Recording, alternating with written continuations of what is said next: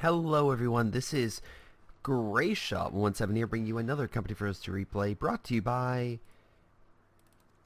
Illegal Pew Pew, which we'll look at the ranks. Lower rank. Lower rank. Definitely have the advantage with Randy PS, but apparently this is one of Illegal Pew Pew's first games, so if you want to leave right now, you can, or if you want to watch the massacre, whatever that will take place, you can stay in. Anyway, if you want to send your own replay, whether it's your first one, your 50th one, or your 500th one, you can do so via my YouTube channel, and you can do so via my Gmail and Facebook link located on my Facebook channel. Anyway, let's see what we have here. We have Cowboy Strike, Servan, Randy, and Illegal Pew Pew. So I'm assuming PewDiePie ripoff kind of name, but whatever. Illegal.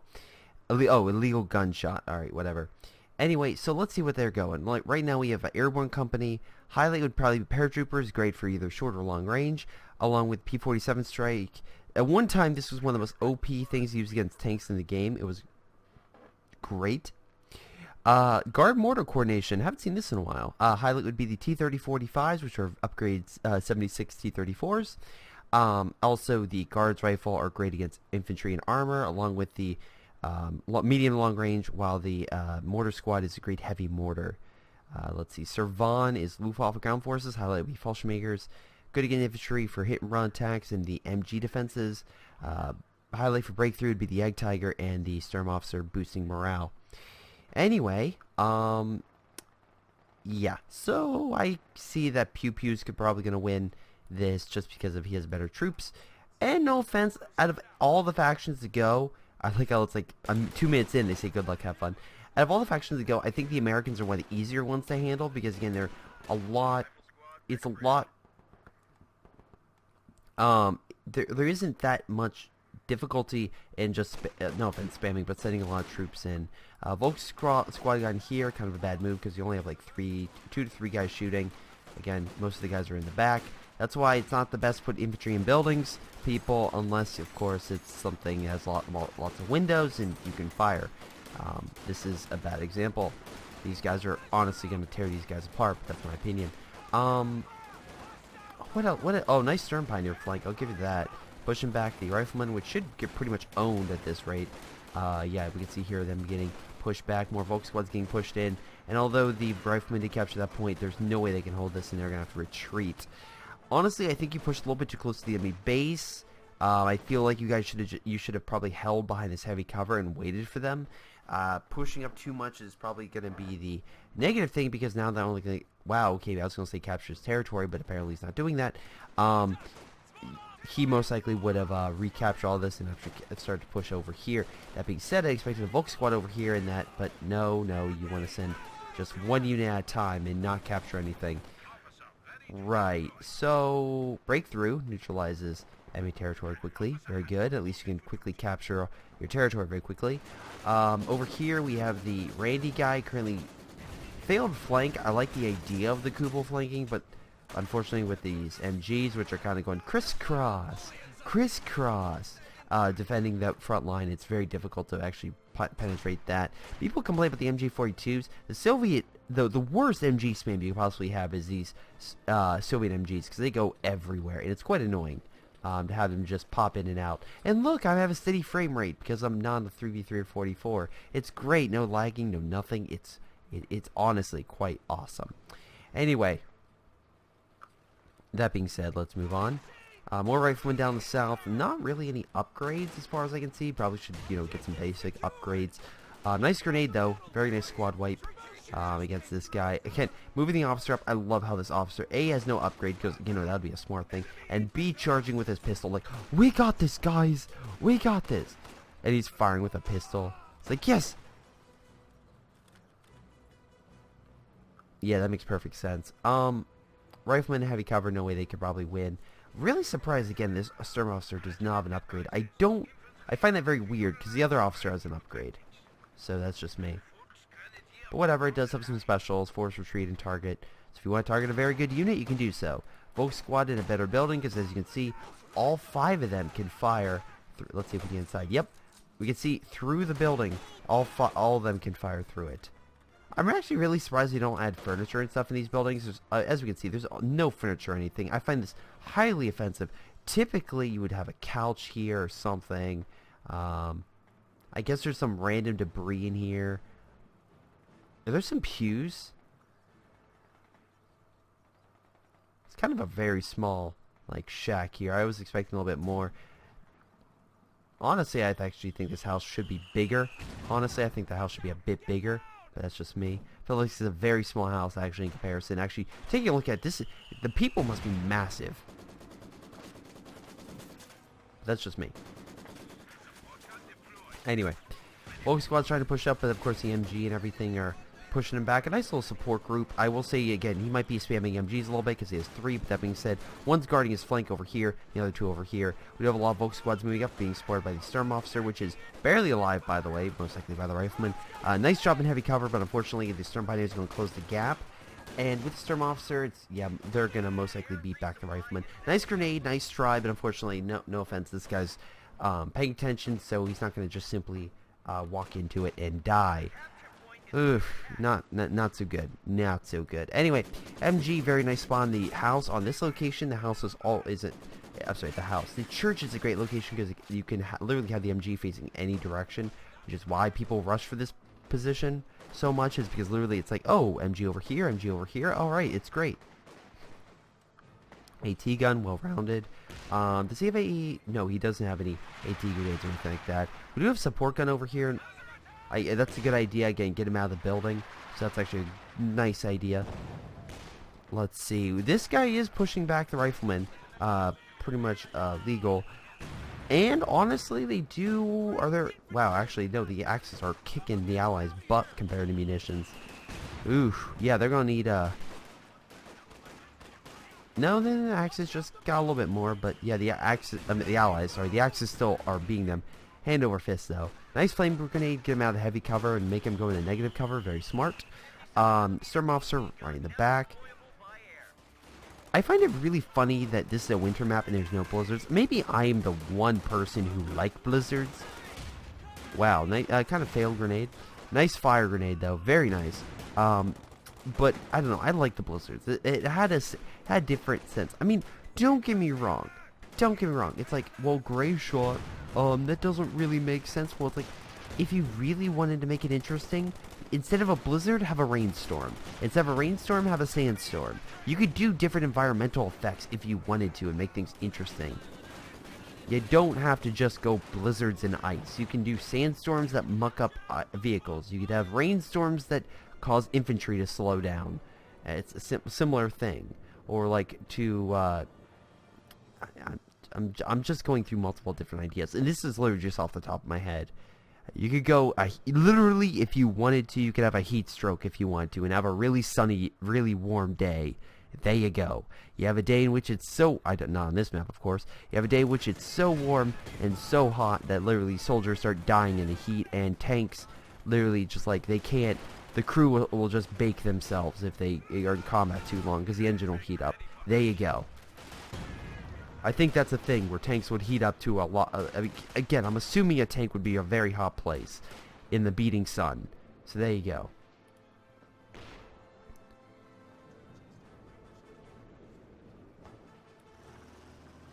And to be fair, if a relic is oh wow, we have a Luke's. Very good against killing infantry, but as we can see here, they have a captain, which is great bazookas, and also that allows them to get a steward. So honestly, though, I'm very curious to see what would be better, the Luke's or the Stuart. Although, to be fair, Luke's is more expensive. The Stuart is also better against killing this thing, so we shall see what happens. The Allies, unfortunately, are taking back a lot of territory and putting the Axis in kind of a bind. But that being said, the Soviet player is actually doing pretty good. Think he could... Yeah, fire grenade, very nice, gets him out of the building, causing damage, and Fallschirmjäger's going to come up and wreck. MG unfortunately looks like he has to turn, most likely off to retreat, and he'll most likely lose the AT gun because of this flank. Nice Fallschirmjäger, by the way. I don't know, the Stewart can come in and probably save him, but no, that's fine. Honestly, you're doing pretty good. I feel like, again, you should probably tell your Stewart to come over here. There's one Panzerschreck guy. I don't see really any others, so you should be able to come over and help. but you're kind of just staying over there and doing nothing. So if you want my advice, help. I mean, you have a rifleman coming in, so I guess that's pretty good. And at least he didn't lose the AT gun, which is good. Because again, if the Soviet loses their AT gun and gives it to the enemy, that's something that they pretty much hate. Oh, they hate. Speaking of stuff I hate, goddamn, 2 Alan Wake. Yes, first time, the second stream on the second stream on the second episode. Freaks out, splits in 2, and also there's a stuttering. I'm like, why is there stuttering? Turns out Windows 10 decreases performance on it because it's not suited for it, and even better, which I love, nice job again reinforcing with this. That's pretty cool. So you can reinforce in the meantime until you get the quad. Anyway, as I was saying, they're like, oh, okay, you know, it's, you know, slight stuttering. Alright, that's fine. What else is causing it? Well, OBS is causing it because it causes greater performance on that game for some reason. Same thing with COH2, but some other games not really, which I find kind of weird. And then some games, yes. But luckily with console games, it no longer should do that case. Again, get out of there. They throw these things can do AT grenades. Now you're blobbing. You are absolutely blobbing. If he is very smart. Oh, very nice grenade. Look at all, unfortunately, a lot of dead riflemen in there. Oof. But that being said, the Volk squad pretty much got annihilated. Anyway, so I redo the episode thinking, oh, I'm awesome. Windows had an update today. The day I'm recording, which I think is the second or third. Anyway, I'm like, alright, fine, whatever. Turns out it messed up all my settings. And he's like, what do you mean settings? So, essentially, it reset my audio, and I didn't notice. So not only did I record a mod video with Tank Killer, which apparently, oh, guess what? That's not going to release, because you hear only Tank Killer talking to the wind. But the Alan Wake video only literally has me, like, just reacting, no voice, except for the game. Which I am like, alright, it's fine. I'll just get the third one, because I'm not going to play the second episode a third time.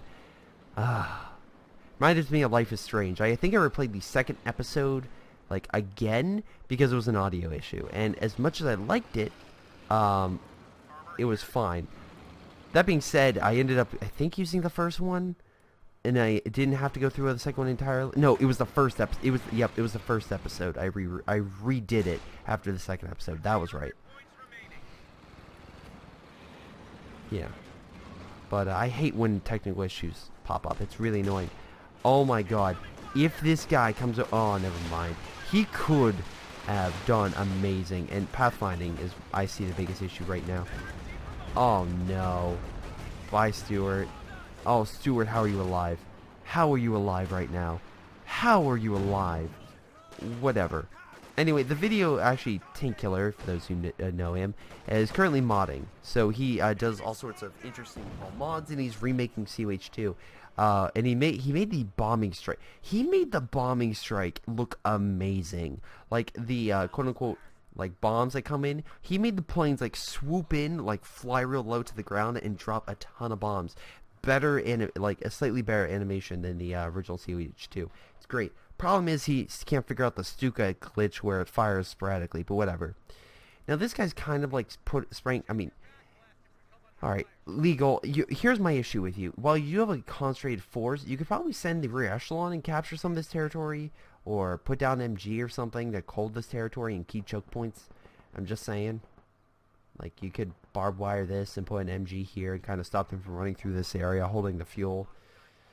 Because, again, the enemies currently, well, they were capturing this, and that would have decapped this point. Once again, this map, there's lots of these key choke points. So if you can take some of these, you can actually stop the enemy from getting, like, a decent amount of points.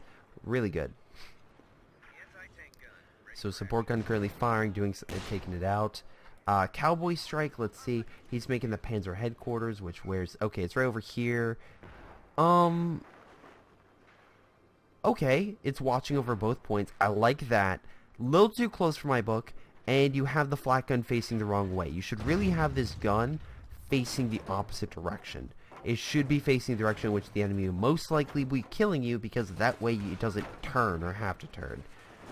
Same thing with a bow for a Pak-43. Although Pak-43 you can have it facing one direction. The Boffer is the better example, where it resets to the key point. Now it looks like, again, this guy's like spamming quad. Wait, how does the Soviet player have the M Stewart? Did he steal it? Really? The Soviet wow, Soviet player stole a Stewart.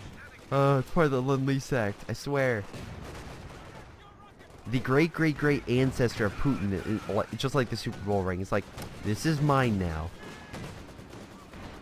Anyway, the headquarters is up, which should help them out. Oh, stops a flank from occurring. Why are you blobbing your men? That flak strike will kill most of your men if it sees it. Stewart pushing up. Pan strike's most likely going to kill it, or you're going to rush up and... Why would you retreat? Oh my god, this is going to be amazing. Come on, Stuka. Nice hit. Overall, I would say that was a good hit. Could have been a lot better. But that was still a good hit. Now, here's a tip. Your building's about to fall apart. How about you don't keep your unit in there? Fallschirmjägers looks like they killed the MG in there, and so they're taking that point, which should cut off their fuel and resources. We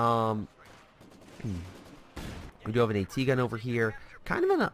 Wow, actually, no, not a bad position. Actually, in a good position, because you're knocking out that half-track. Very smart. A lot of people don't flank. I find that really weird, that people do not want to flank and just keeping a person head-on. We were playing on Port of Hamburg, and Tank Killer did an awesome flank that on the enemy and literally cut off their supply line, and while me, Yavert, and GT were pushing in, the enemy's like, we can't win this, and quit. Because Tank Killer literally came up from behind, cut off their supply lines, cut off their resource flow. Literally, we surround them, and they're like, GG, we lose. So I find that I love when people are like, well, let's not just attack head on. Now, nice Stern Pioneers, but they're barely alive. So, you know, you probably should just take your whatever you can get and retreat. You're not going to really win anywhere else. This guy has a good a good amount of units. I'm curious to see what he's saving up for. Also, I'm very curious why this guy didn't throw a grenade, because... Oh, he did throw a grenade, never mind. Oh my god. I feel like I'm about to barf from a salad. Oh boy. Ladies and gentlemen, I ate a salad, and oh my god, I'm not trying to be mean. I'm not trying to say salads are bad, but I am trying to eat healthy, and I know that's something I have to work on. Like, same as going to the gym, which I should be getting a membership tomorrow. Also getting health insurance. That's a blast. But anyway, run, little Stern Pioneer, run. You should actually retreat out a long time ago, but whatever. Also, negative cover genius. One rifleman is holding them back. I swear, if you hit the... You are so lucky.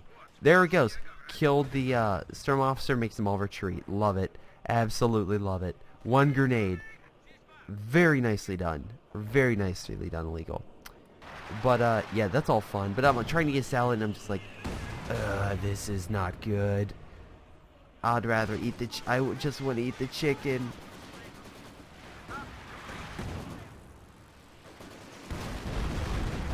Alright, nice attempt with the Stuka. Not as much. I feel like you should have hit, like, this way, honestly. Because that's the bigger threat right now. Howitzer doing some nice hits. I guess they could hit the Stuka if I'm not wrong. But nice job overall.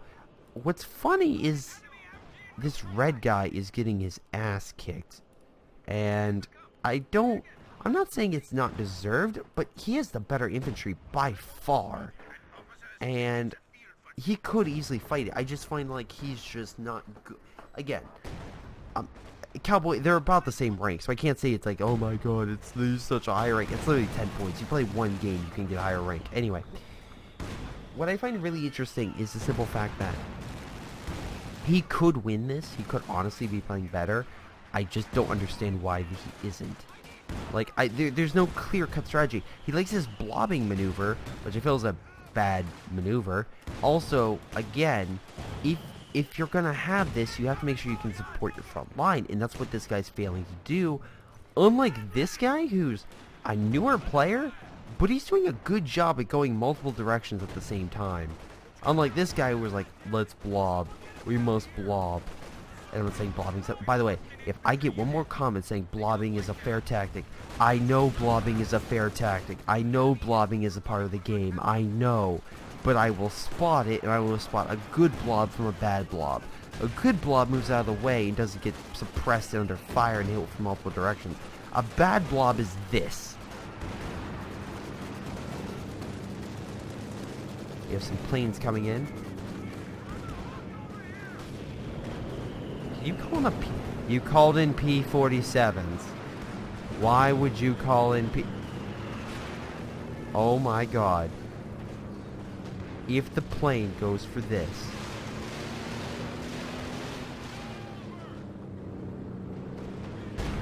Oh my god, he could have got an amazing hit.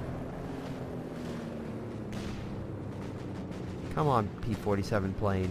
You can do it. Go for the Stuka. There goes the guy's half-track, and any way to get fuel. Nowhere near enough for a Yag Tiger. He quit. There's literally 10 seconds left, and...